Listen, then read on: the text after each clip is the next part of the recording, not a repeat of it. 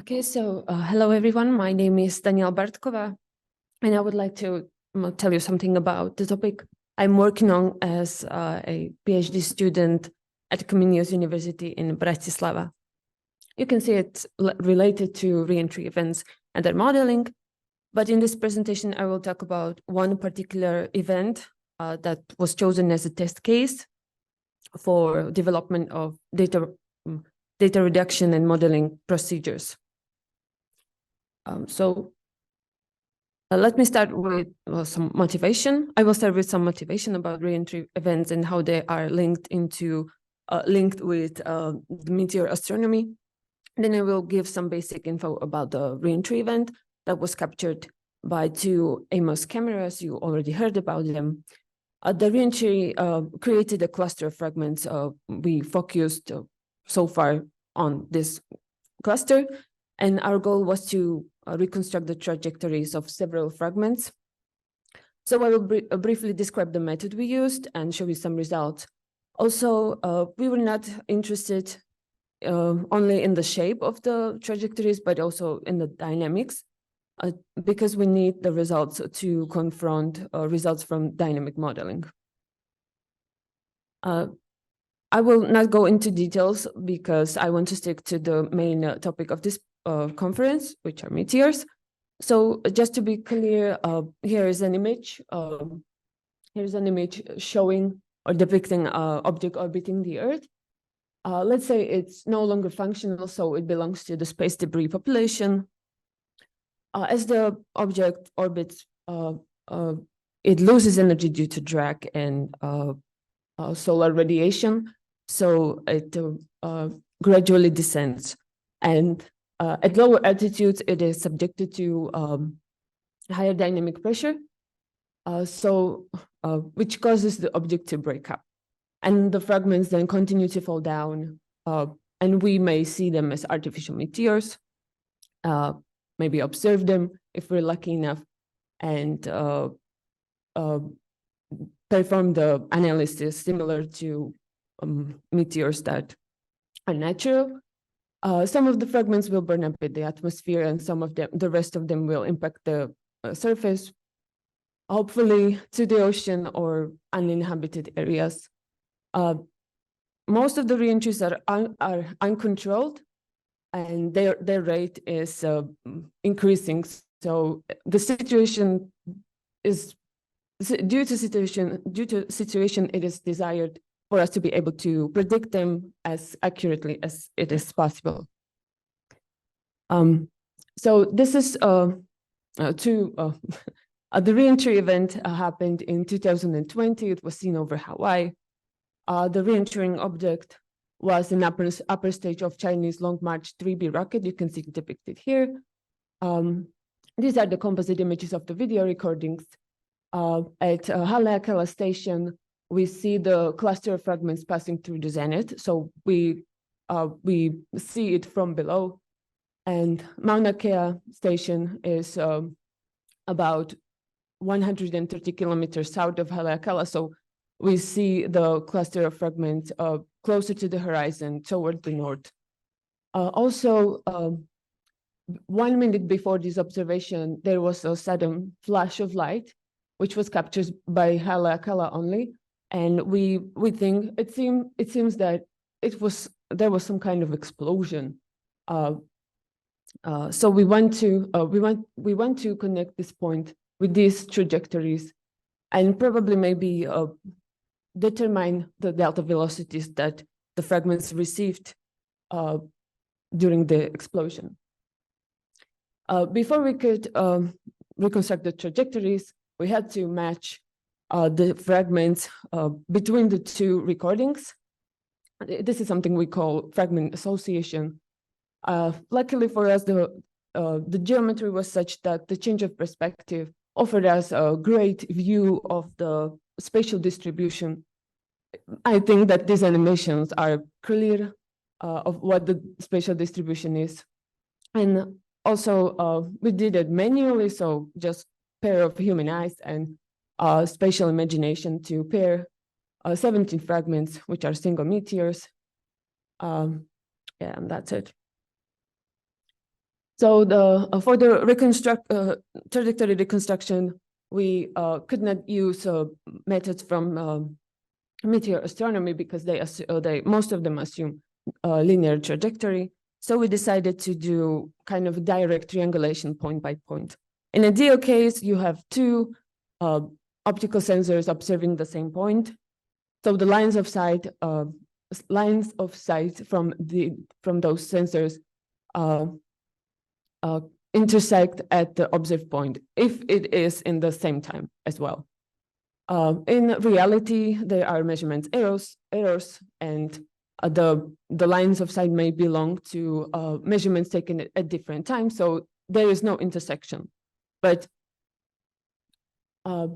even though there is no intersection, you may think the lines of sight may be geometrically and temporally close, so we can approximate the observed point by the points where these two lines are closest to each other, where they have shortest distance. So you can see here at the right plot the reconstructed trajectories. They are given in geodetic coordinates. These trajectories spreads from about 70 to 90 kilometers in altitude. You can see these fragments. Most of them move parallelly to each other. They are curving downward. We have one deserter here that's going up. We think that this is an incorrect result. I think this is an incorrect result due to geometry, but I haven't figured out what's the problem yet. Maybe it's possible that this fragment was actually somehow being lifted up by the winds or any other means. This will be investigated too. At the left, we have trajectories projected onto the map. You can see that they are passing the Maui Island straight over from west to east direction. This dashed line here is the predicted ground track of the original body. This timestamp is 2 minutes before this observation. So there's this big question: what happened between the last observation of the original body, which was at 5 a.m., and these observations, which were 3 hours later? For the dynamics, it is not recommended to directly numerically differentiate the observed positions because the errors will bring too much noise. Usually, what is done in meteor analysis, you compute the consecutive distances along the trajectory, and then you fit them with a propagation model. But we didn't want to restrict the dynamics to empirical models, so we decided to smooth the trajectories and then perform the direct differentiations.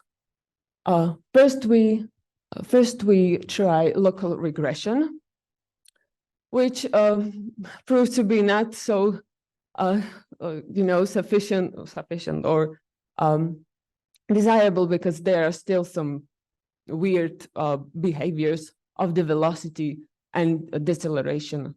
But when you close one eye, you can see that they are resembling results resembling the velocity we are used to from meteors. They can be fitted with Whipple and Jakia formula.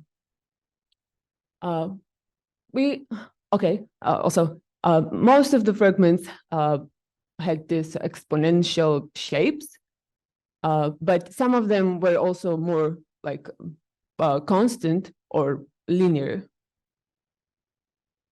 Okay, we obtained different results when we fitted second-order polynomial to the trajectory, because the simplest assumption you can make is that the trajectory is approximately parabolic, following the projectile motion. These results are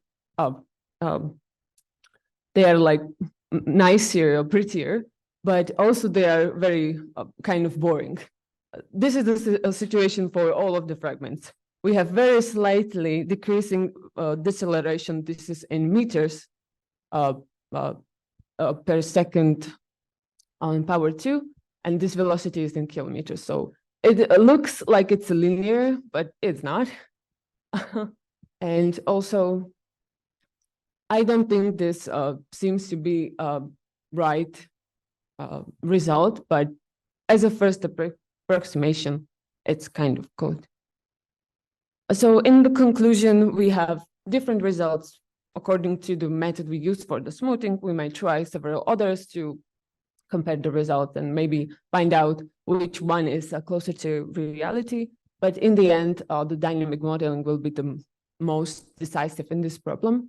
There are some re-entry debris reports of re-entry debris found on land, which provide us with information about what kind of bodies we are dealing with. For example, these fuel tanks are very common when you search for re-entry debris found on land. And the upper stage of the Long March 3B rocket has 4 of these. So there's a probability that 4 of those fragments are actually this nice metal balls, which is very convenient for dynamic modeling. Also, if the fuel tanks, if there was some remaining fuel, it could leak and cause the explosion we captured. Anyway, we plan to investigate the fragmentation. Also, we have several other recorded re-entry events. So after this analysis, we plan to apply it to these other events, and hopefully our results will help to verify re-entry simulators such as DRAMA developed by ESA. And with this, I would like to thank you for your attention.